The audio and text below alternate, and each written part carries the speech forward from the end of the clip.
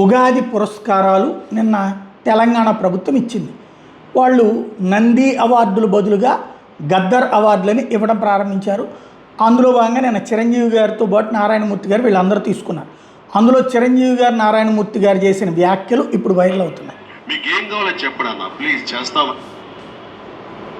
ఈ పక్క రాష్ట్రం అయినటువంటి మన తెలుగు రాష్ట్రం ఈ కళాకారుల పట్ల, ఈ సినిమాల పట్ల వాళ్ళని ఉత్సాహపరిచే దాని విధానంలో కొంచెం వెనకంజ వేస్తే ఉందనుకుంటున్నాను. కాబట్టి ముఖ్యమంత్రి గారు నారా చంద్రబాబు నాయుడు గారు ఆయన కూడా దీన్ని ఇన్స్పిరేషన్గా తీసుకుని మరింత ప్రోత్సహిస్తే కనుక మీరు ఇచ్చే ఉత్సాహంతో ఎంతోమంది యంగ్స్టర్స్ ఈ రోజున మరిన్ని సినిమాలు చేస్తారు. ఆ సినిమా రెవెన్యూ కూడా మనకి కంట్రిబ్యూట్ అవుతుంది మన స్టేట్ ఎకానమీకి.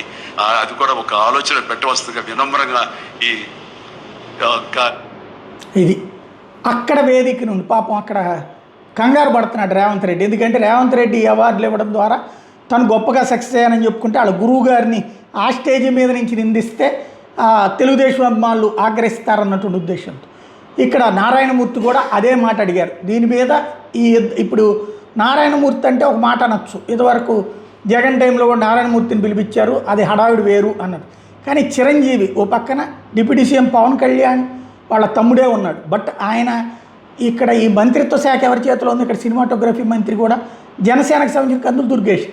మరి ఇక్కడ వాళ్ళు ఉండగానే ఈ అవార్డులు ఇవ్వలేదు. ఇది ఇప్పుడు ప్రశ్న.